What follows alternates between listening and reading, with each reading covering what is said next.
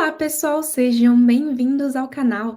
Eu sou a Nájila e estou trazendo as resoluções do vestibular da UFSC. Estamos resolvendo a prova de Física de 2023. E vamos agora para a questão 27. Ela nos diz o seguinte: entre as diversas obras expostas, encontrava-se uma réplica de Aurora Borealis, pintada em 1865. Na mesma sala também estavam expostas pinturas e fotos de outros artistas sobre o mesmo fenômeno. Um professor, ao observar as obras, destacou a combinação de cores presente. Neste momento, alguns estudantes se lembraram das discussões em sala de aula sobre a aurora boreal e sobre o modelo para a interação de partículas carregadas em campos magnéticos uniformes.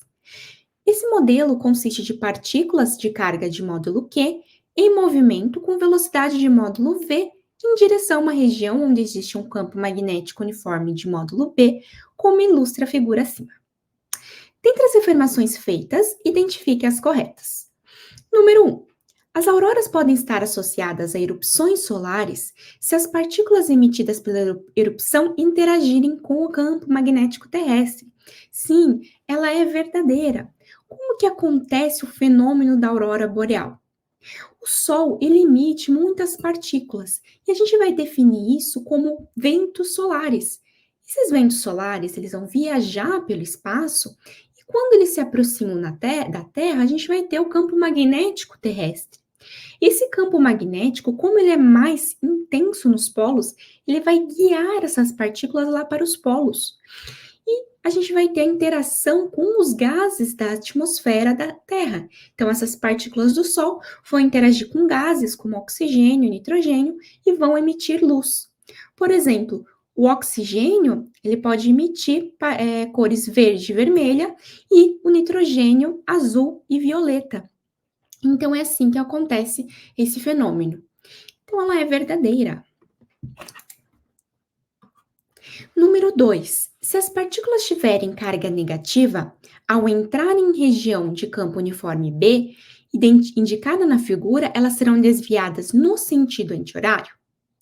Então, a gente tem a partícula com velocidade V, e a gente tem um campo magnético, quando tem esse xizinho, ele está entrando no papel. Para a gente saber o sentido da força magnética, para saber como que vai acontecer esse movimento, a gente utiliza a regra da mão esquerda. Então, vocês vão escrever F, B e V e vão deixar todos os dedos formando 90 graus entre si.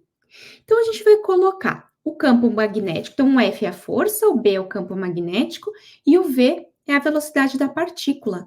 Então, o campo magnético ele está entrando no papel e a minha velocidade está vindo para a direita. Então, a minha força ela vai estar voltada para cima.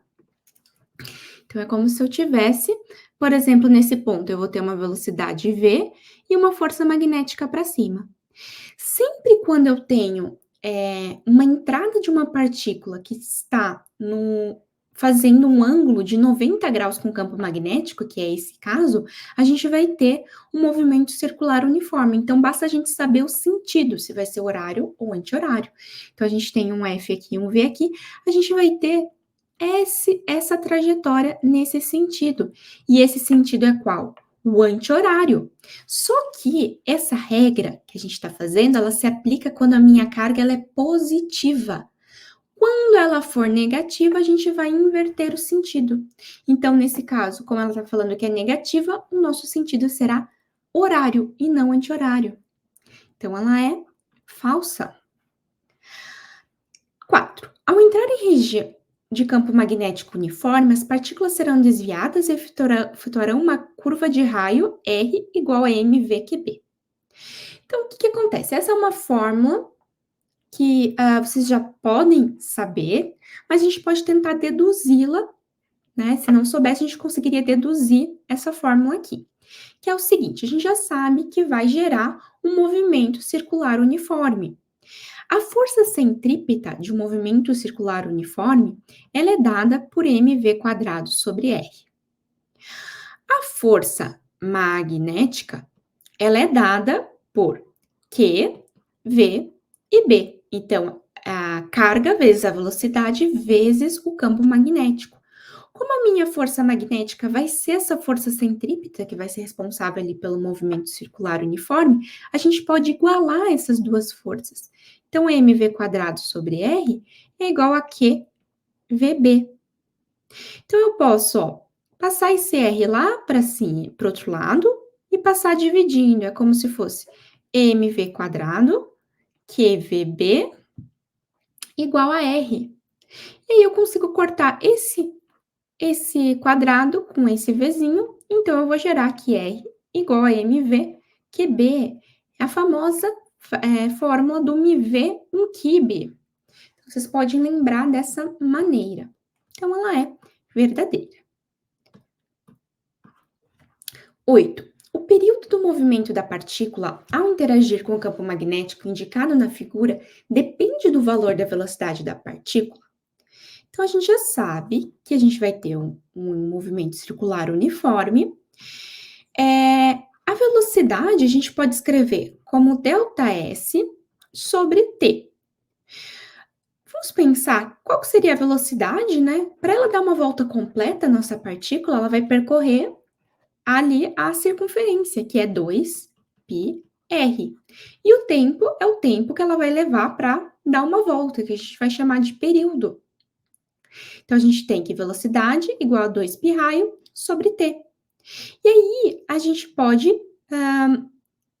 isolar o nosso t aqui, t igual a 2π raio sobre v, e eu posso substituir o meu raio por mv sobre qb. Então, eu vou ter t igual a 2π, o raio vai ser mv, embaixo vai ter o qb, e eu multiplicando esse v aqui. E a gente vai cortar as velocidades, né? Então, a gente vai ter que o nosso período é 2πm sobre qb, ou seja, ele não depende da velocidade, né? E aqui ele está dizendo que depende. Então, é uma proposição falsa. Por último, 16, se a velocidade v formar com o campo magnético um ângulo entre 0 e 90 graus, a velocidade terá dois componentes. Sim. Nesse exemplo que foi dado na figura, era com 90 graus. Agora, ele está dando uma outra situação entre 0 e 90. Então, ele está dizendo que na direção de B, a partícula efetuará um movimento retilíneo uniformemente variado, e no plano perpendicular a B, um movimento circular uniformemente variado. Aqui a gente vai ter duas componentes, tá certo? Essa parte, só que em uma das direções a gente vai ter o movimento retilíneo uniforme, e não uniformemente variado, e a gente vai ter o MCU, que é o movimento circular uniforme, e não uniformemente variado aqui. Então, para essa questão, ficamos com a 1 e a 0,5 e a 0,4, desculpa, então nosso gabarito 0,5. Pessoal, muito obrigada por acompanhar o vídeo, por acompanhar o canal. Não deixa de se inscrever e deixar seu like e nos vemos no próximo vídeo. Até mais!